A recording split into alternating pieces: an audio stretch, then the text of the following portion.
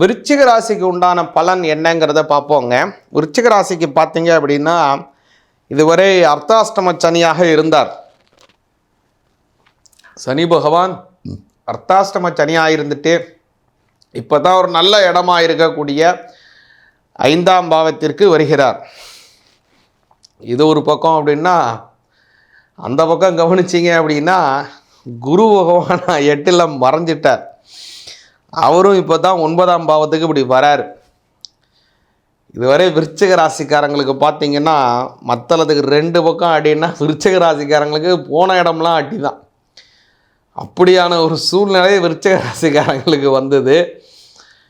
ஆனால் இப்போது சூழ்நிலை மாறிடுது. கவலையப்படாதீங்க. கொஞ்சம் நெஞ்சமான மாற்றம் இல்லை, ஒரு பெரிய ட்ரமாட்டிக்கான மாற்றங்கள் நடக்குது. இது பல வகையிலும் மாற்றங்கள், நல்ல மாற்றங்கள், முன்னேற்றமான விஷயங்கள் நடக்கப் போகுது. 4ஆம் இடம்ங்கிறது அர்த்தாஷ்டமச்சானம். அர்த்தாஷ்டமத்தில் சனி போனதுனால குடும்பத்தில் நிறைய சிக்கல்கள், கடன்கள் அல்லது பணம் கொடுக்கல் வாங்கலே ஒரு தேக்க நிலை. அப்படியே கிணற்றில் போட்ட கல்லாக கிடக்கிறது. கல் கரையணும், இல்லைனா கல் பிரயோஜனமாக ஒரு வேறு ஏதாவது உபயோகமாக இருக்கணும், படியாக இருக்கணும், இல்லைனா கும்பிட்ற கடவுளாக இருக்கணும், ஏதோ ஒரு விஷயமாக அது பயன்படணும். ஆனால் கிணத்துல போட்ட கல் எதுக்கு தான் பிரயோஜனம்? சும்மா கிடக்கும், இடத்த அடிச்சுட்டு உட்காந்துருக்கும். அதே மாதிரி ஏதோ ஒரு விஷயம் நீங்கள் செய்யணும்னு நினைப்பீங்க, நடந்துடும்.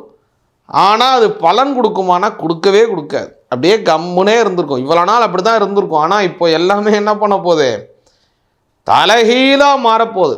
விருச்சிக ராசிக்காரங்க அப்படியே எந்த இடத்துல அதிமட்டத்தில் போய் தங்கி நிற்கிறாங்களோ அவங்களுடைய லெவல் அப்படியே மாறி ஹைன்னு அப்படியே ஒரு அப்பர் கிரேடுக்கு வரப்போட்டாங்க. டபுள் ப்ரொமோஷன், ட்ரிபிள் ப்ரொமோஷன் ஆக போகிறீங்க. பல வகையில் நன்மை கிடைக்க போகுது. சும்மா உங்களுக்கு சாதாரணமாக சொல்லலாம், அப்படி உண்மையான ஒரு கட்ட அமைப்புகள் இருக்குது. அது மட்டும் இல்லை, அஷ்டமத்தில் இருக்கக்கூடிய குருவும் மாறுறார். அதனால் நீங்கள் நினைக்கலாம், என்ன சுவாமி குரு பயிற்சி சொல்கிறீங்க, சனி பயிற்சி சொல்கிறீங்க, ஏதாவது ஒன்றை சொல்லுங்கள் சாமி, ஒன்றுமே புரிய மாட்டேங்குது அப்படின்னு நீங்கள் நினைக்கலாம்.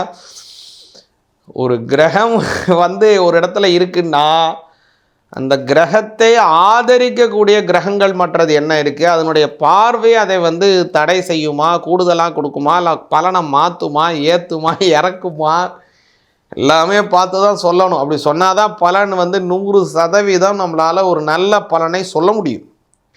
அந்த வகையில் விருச்சிக ராசிக்காரங்களுக்கு இந்த சனி பயிற்சி அமோகமான விஷயங்கள், குரு பயிற்சியும் ஒரு நல்ல கூடுதல், நல்ல வரவேற்பாக அமைகிறது. நல்ல முன்னேற்றம், தன்னம்பிக்கை, ஆற்றல், தொழிலிலே நல்ல வளர்ச்சி, குடும்பத்திலே நல்ல சந்தோஷம், இகபர சௌபாக்கியங்கள், பல வகையிலும் நன்மைகள் விருச்சிக ராசிக்காரங்களுக்கு கிடைக்க போகுது. முக்கியமாக நீங்கள் செய்ய வேண்டிய விஷயம் விருச்சிக ராசிக்காரங்க என்ன அப்படின்னா, திருச்செந்தூர் போயிட்டு வாங்க. திருச்செந்தூர் போயிட்டு வாங்க. ஒரு தடவை திருச்செந்தூர் போயிட்டு வாங்க, நல்ல முன்னேற்றம் உண்டுங்க உங்களுக்கு. விருச்சிக ராசிக்காரங்களுக்கு ஆதிபத்தியம் கொண்டவர் செவ்வாய். அது மட்டும் இல்லை, விருச்சிக ராசிங்கிறது வாட்டரி சைனில் வரும். அதுக்கு பேர் நீர் ராசின்னு சொல்லுவாங்க. நீர் ராசியுடன் சேர்ந்ததான செவ்வாய். அதே மேசமும் செவ்வாய் தான், அதுதான் வருதான். ஆனால் அது நெருப்பு ராசியுடன் கூடியதான செவ்வாய். அதை விட்டுருங்க.